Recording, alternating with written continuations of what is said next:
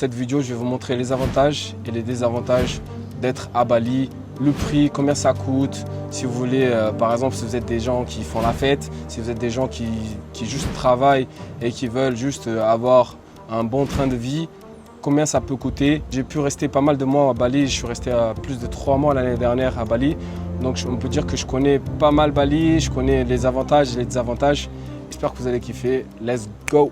Du coup les gars, est-ce que en tant qu'entrepreneur, ça vaut le coup de venir habiter à Bali? On voit beaucoup sur les réseaux que Bali, c'est l'endroit idéal pour les gens qui sont digital nomades, pour les gens qui travaillent sur leur ordinateur ou qui ont des e-commerce ou qui font du trading.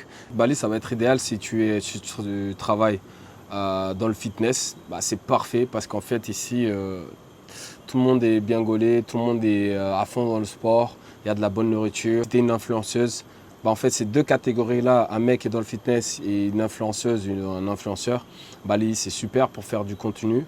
Et c'est super pour un mec qui fait du sport parce que tu peux bien manger. Et les salles de sport ici, par contre, sont incroyables. Tu peux faire pas mal de choses ici si tu es dans ces deux choses-là.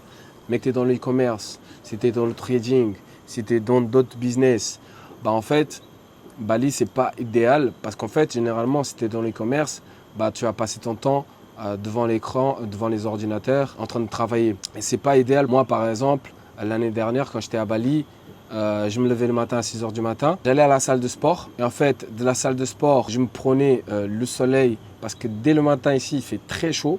Donc ça m'enlevait la moitié de l'énergie. Je rentrais, je me reprenais le soleil. J'arrivais à la maison, j'étais KO. Et en fait, il est genre 10 h.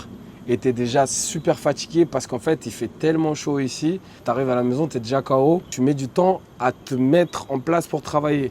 Et vers midi, tu commences à avoir faim. Si tu veux manger, en fait, il faut ressortir. Parce qu'ici, en fait, à Bali, le problème, c'est que c'est pas comme à Bangkok, tu peux tout trouver dans le building. À Bangkok, tu pourras tout trouver, en fait. Il y aura la salle de sport, il y aura des restaurants en bas du bâtiment, il y aura même des saunas. Et en fait, il y a tout qui est fait pour que tu sois productif dans des villes comme ça. Alors que ici, en fait, oui, tu peux trouver des villas avec un très beau cadre, comme ici, comme où je suis, mais tu n'as pas envie de travailler ici. La dernière chose que tu as envie de faire à Bali, c'est de travailler. Parce que tout le monde qui est à Bali, la plupart, ils sont en vacances.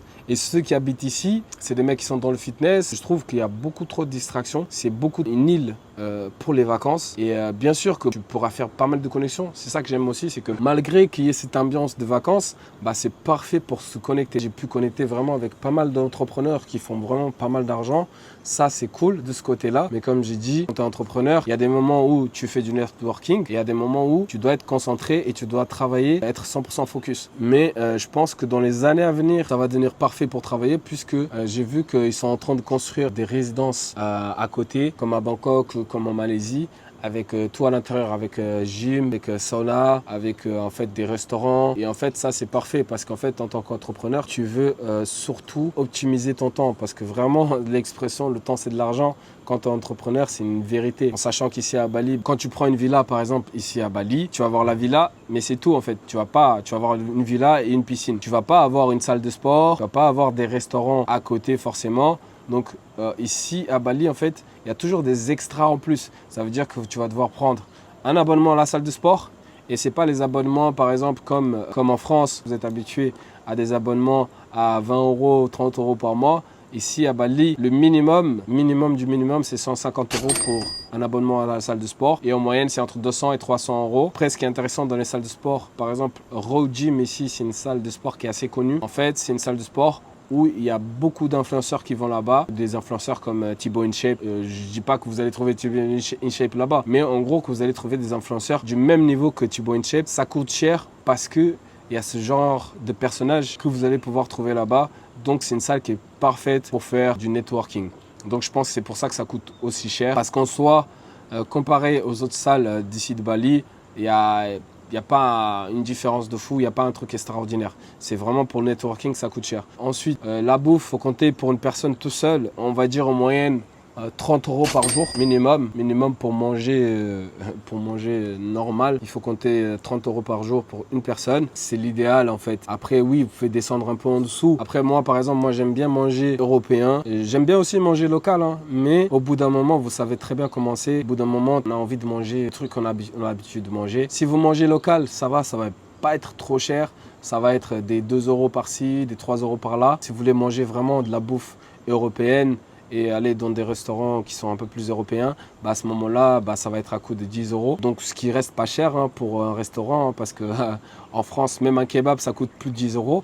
Mais du coup, il faut compter en moyenne, si tu manges matin, midi et soir, faut compter 30 €. Donc ça donne, à la fin du mois, ça donne 900 €. Donc vous voyez que ça peut monter très vite. Pour 500 € par mois de nourriture, vous pouvez vous en sortir très bien. Logement, si vous venez en vacances, je pense que vous vous en foutez un peu, vous voulez juste une chambre. Et ça, à partir de 500 €, ça dépend combien de temps vous restez. Mais une chambre ici, ça va vous coûter 20 € à 30 € par nuit. Alors que si vous voulez vraiment y habiter, une villa, voilà, ça tourne entre 3 000 et 6 000 balles. Là, Bali, c'est devenu vraiment cher. Parce qu'avant, vous pouvez trouver des villas à 800 balles. Mais là, c'est plus le cas. Sinon, vous pouvez trouver des appartements. Ça va coûter en général dans les 700, 800 €. Après, si vous voulez juste une chambre, vous pouvez trouver pour 500 € pour vraiment avoir un beau logement, un truc convenable pour que vous puissiez travailler. Il faut monter dans les 1 200. Ensuite, le scooter, ça, c'est vraiment pas cher. Pour 80 €, vous pouvez vous en sortir. L'essence, c'est peanuts. Donc, vous avez... un plein ici, c'est 5 €. Et 5 €, moi, quand je viens ici, je roule beaucoup en scooter. Et un plein, ça me tient minimum une semaine. Donc 5 € pour une semaine, on peut dire que c'est vraiment donné. Donc tout ce qui est transport, c'est vraiment pas cher. Même si vous voulez prendre un Grab, tout ça, c'est vraiment pas cher. Si vous êtes des fêtards, là, ça va coûter plus cher puisque l'Indonésie, c'est un pays qui est musulman, donc l'alcool, ça va coûter un peu plus cher. Si vous êtes des fêtards, prenez un peu plus d'argent parce que ça va coûter un peu plus cher. Je connais pas trop les prix des soirées ici. Bien sûr, je suis déjà allé dans quelques soirées, mais moi, je suis pas trop un fêtard. Je sors pas beaucoup dans des soirées, mais je sais que ça tourne, par exemple, si vous voulez aller en boîte, tout ça, ça va tourner autour de 200 000 qui donne 10 €, donc ça va, 200 000, 250 000. Après, c'est à l'intérieur. Ça va coûter beaucoup plus cher. Si vous prenez un cocktail, ça va coûter beaucoup plus cher. Je ne connais pas trop bien les prix. Et bien sûr, plus le standing de la boîte elle est élevé, et plus ça va coûter cher. Par exemple, Savaya, c'est une des plus grosses boîtes de nuit du monde. Ça sert en tant que pool party. C'est une grande boîte de nuit à l'air libre, avec une piscine sur une falaise. C'est vraiment incroyable. Voilà, c'est une des plus grosses boîtes de nuit. Là, ça va coûter minimum 30 € l'entrée. Donc voilà. Ça coûte un peu plus cher. Et par contre, à l'intérieur, voilà, c'est des prix qui vont commencer à grimper puisque l'entrée, c'est pas cher. Mais ensuite, tout ce qui est, si vous voulez boire, tout ça à l'intérieur, ça va coûter un peu plus cher. Donc, je pense que voilà, je fais un peu le tour des prix. Si vous voulez surfer, c'est pas cher. Ça va vous coûter dans les 20 € par séance. En fait, vous allez avoir votre moniteur à vous-même et vous pourrez, pour 20 €, vous pourrez surfer. Après, si vous voulez prendre des photos et des vidéos, ça coûtera un peu plus cher. Moi, ce que j'aime beaucoup faire ici, c'est faire de la boxe. Je crois qu'on parle de 100 € par mois. Si vous voulez vous inscrire dans une salle de boxe et avec les cours, ça va vous coûter à peu près 100 € par mois. Mais vraiment, ça vaut le coup. Je conseille d'aller à Soma Fight Club. C'est le meilleur club de Bali. Ils ont des combattants qui sont à l'UFC, qui sont au One, qui sont au Cage Warrior, qui sont au PFL. Donc en vrai, vous allez être là, vous allez pouvoir vous entraîner avec des pros. Il y a des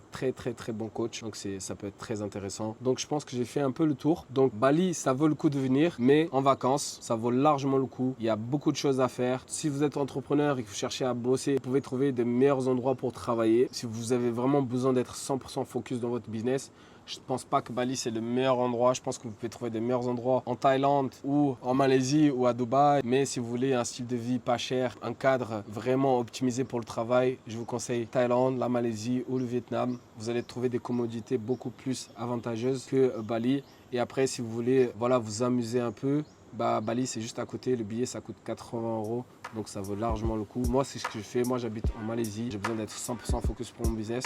Et quand je veux m'amuser, passer du bon temps, en fait je prends mon billet, je viens ici 2-3 semaines, voilà, pour un peu respirer. Et après je retourne en Malaisie et je retourne au travail à fond.